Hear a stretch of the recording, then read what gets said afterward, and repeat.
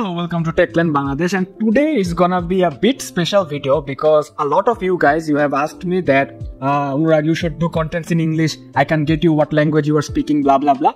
So I took the decision that this content will be this specific review of a laptop that's Acer Aspire, which you can see by my side. It's jacked up with a Core i3 13th generation processor, and it's around 55k. That's the price range of this laptop. Basically, I will review this laptop, and that will be totally in English. So you are watching Techland Bangladesh. I'm Anurag with you. So don't get late.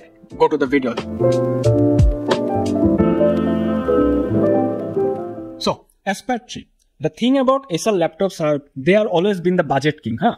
So if we look through the market, the website, everything, we can see that Acer can offer you the best spec in the best budget. So Aspire 3 has always been named for that, and we're gonna talk first about the body and build quality. Huh? The build quality consists of a plastic build quality, and this time Acer decided to go to minimalism. And the minimalism we can see right there in the logo. What they did is they placed the logo in the upper hand and minimized it to a lot extent. And there is this two stripe which definitely preserves the laptop minimalism. And if we talk about the build quality, it's plasticky build quality. The design was smart. The plastic was okay-ish, not so good quality plastic, I will say, but it's good to go. And the I/O ports, if we talk about, there are necessary I/O ports. There are two USB 3.2 ports. There is a USB Type C ports, and in the right side there's a 3.5mm jack and another 3.2 port. So initially the build quality, I liked it. In the budget segment, it's covering regarding that. It's a good to go build quality. That's it. Now if we talk about the keyboard and sound quality, first if you look up the keyboard is a basic full size keyboard, which is not so special. It's a basic sort of keyboard, but you won't feel knife while you are typing it or doing some works or typing it for a long time. That will give you a slight mushy feeling, which is okay in this budget segment. I won't complain.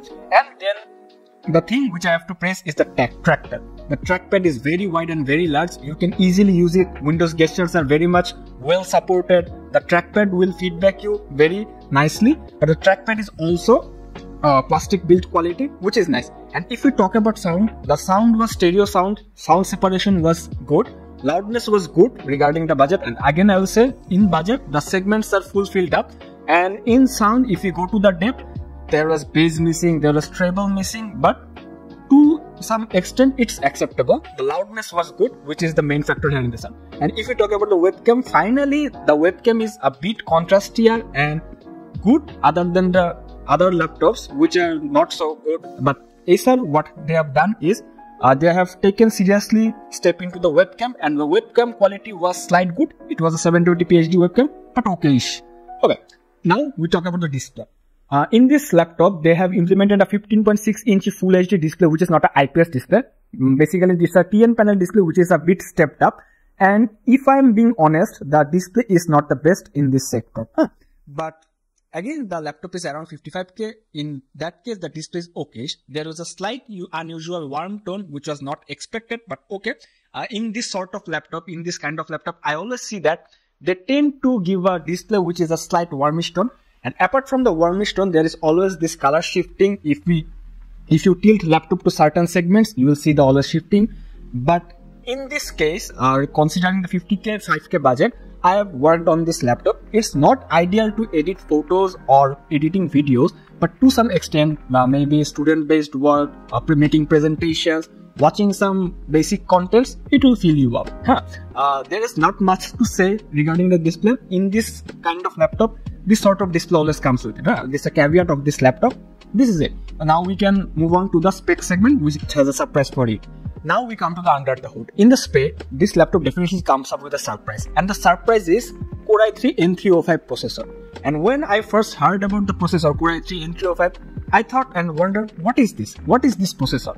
Then I sorted out, did a little bit of research and found out that it's basically a 13th generation Tiger Lake processor from Intel.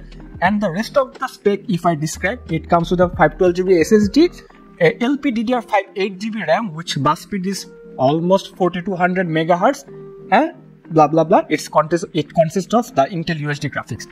If we say a little bit more about the Core i3 processor, the caliber is not what you think regarding it's called the 13th generation processor. Basically, if we consider the Core i3 12th generation processor there and the Core i3 11th generation processor there, the N305 processor sits right between them in the middle ground.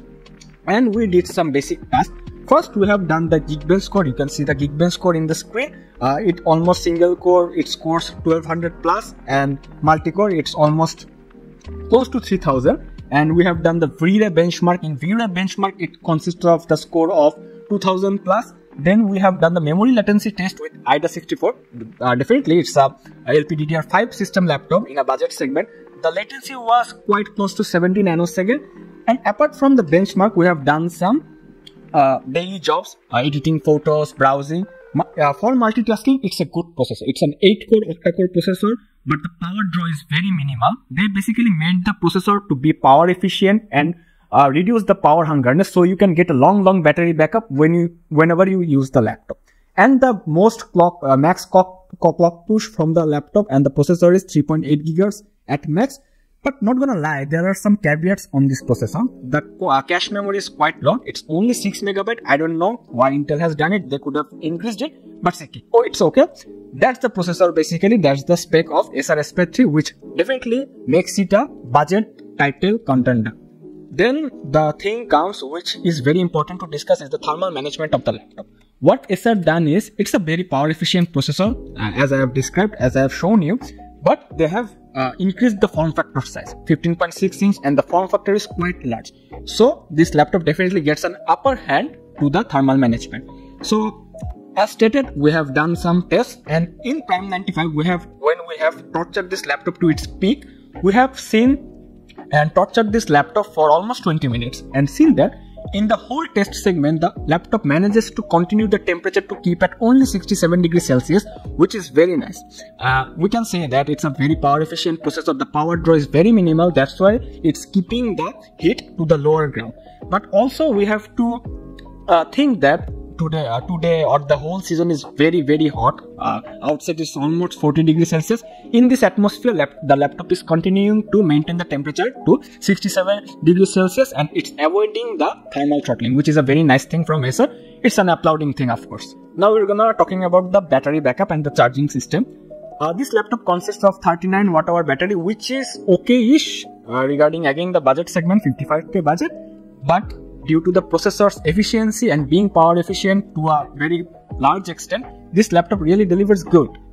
And when I have used, I almost got 4 hours of battery time in this heated weather, and it is good. The battery backup will go down if you multitask more, if you squeeze the processor more, if you get into an outside system, then it will be reduced. But you can consider it's a 4-hour system, which is very nice from Acer again. And the software we have to talk about, there are some Acer peripheral software, but we will get the Windows 11 Home Edition genuine preloaded out of the box, which is a very nice thing again in the budget segment laptop. So this is it. So finally, what we can talk about this Acer Aspect 3. What will be the conclusion? Well, I'll be very much honest with you guys that this laptop is definitely a step down version from the Core i3 12th generation segment. But if we look upon the price of Core i3 12th generation included laptops, they cross 60k and plus, which is not very much worthy in this segment. But if your budget is tight, 55k or 55k each, you can go for this Core i3 N305 processor's laptop. The aspect, the design is good, the build quality is solid, even if it's plastic. The plenty of I/O options, the display is okay-ish, it's going to work, no cap. The good performance, it's an 8-core processor, which is a very nice move from Intel and Acer both. And the processor is very power efficient, only 51 watt power draw. This can fill up your any multitasking side-loaded jobs or browsing or content watching or blah student jobs, etc. In daily scenarios, this laptop won't fail you in any margin. And the battery backup was quite nice, and the form factor is comfortable to use for.